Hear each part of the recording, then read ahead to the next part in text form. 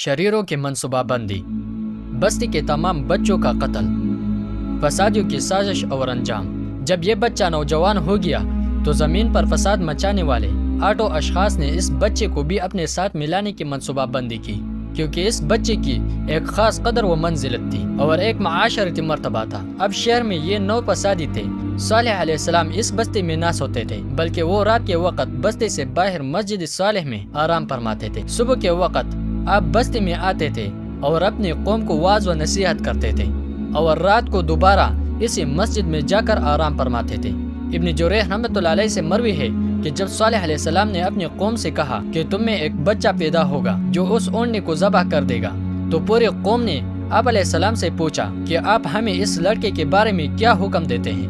تو آپ علیہ السلام نے فرمایا کہ میں تمہیں قتل کا حکم دیتا ہوں۔ اب سمود نے تمام بچے قتل کرنا شروع کر دیے، صرف ایک بچہ کو چھوڑ دیا، اور یہ وہی بچہ تھا جس کا آپ علیہ السلام نے حکم دیا تھا۔ اب قومی سمود نے ایک منصوبہ طے کیا کہ ہم میں سے چند لوگ سفر کے بہانے اعلانیہ شہر سے باہر نکلیں گے اور رات کو دوبارہ خفیہ طور پر شہر میں داخل ہو کر صالح علیہ السلام کو ان کی مسجد میں قتل کر دیں گے، اور لوگ یہ سمجھیں گے کہ ہم تو سفر پر ہیں، جس کی وجہ سے ہم پر شک نہ کیا جائے گا۔ چنانچہ وہ تمام لوگ رات کے وقت ایک پتھر کے نیچے چھپ کر بیٹھ گئے تاکہ صالح علیہ السلام کو قتل کیا جا سکے، لیکن اللہ تعالیٰ کے حکم سے وہ پتھر ان پر آ پڑا اور سب کو وہی کچل دیا۔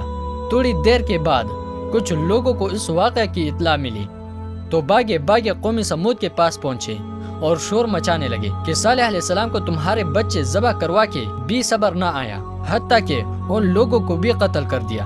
یہ خبر سن کر پوری قوم مشتعل ہو گئی اور اونٹنے کو ذبح کرنے کے ارادے سے سب وہاں جمع ہو گئے۔ سب لوگوں نے اونٹنے پر حملہ کر دیا، مگر عاشر کا بیٹا ان میں شامل نہ ہوا۔ ابو جعفر پھر حدیث رسول اللہ صلی اللہ علیہ وسلم کی طرف لوٹتے ہیں اور مزید بیان کرتے ہیں کہ قومی سمود نے صالح علیہ السلام کو دھوکہ دینا چاہا، اور وہ لوگ ایک نہر کے کنارے جمع ہو گئے جو کہ صالح علیہ السلام کے راستے میں پڑتی تھی۔ انہیں میں سے 8 آدمی چھپ گئے تاکہ جیسے ہی صالح علیہ السلام اس راستے سے گزرے تو وہ انہیں قتل کر دے۔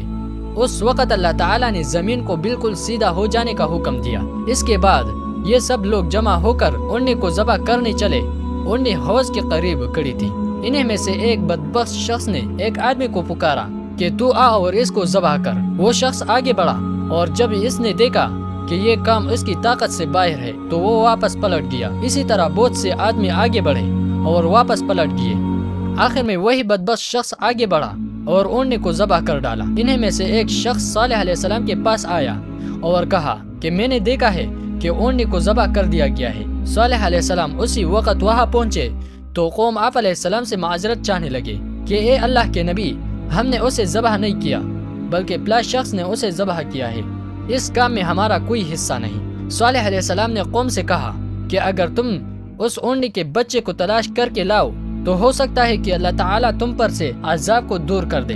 اب پوری قوم اونٹنے کے بچے کو تلاش کرنے لگے، لیکن اونٹنے کے بچے نے جب اپنی ماں کو مضطرب دیکھا تو وہ اسی وقت قارا نامی چھوٹی سی پہاڑ پر چڑھ گیا۔ لوگ تلاش کرتے ہوئے وہاں پہنچے تو پہاڑی پر چڑھنے کا سوچا، لیکن اللہ تعالیٰ نے پہاڑ کو حکم دیا کہ وہ اتنی دور ہو جائے کہ کوئی پرندہ بھی وہاں نہ پہنچ سکے۔ چنانچہ پہاڑ اونچی ہوتی چلی گئی۔ یہ لوگ ناکام واپس آ گئی۔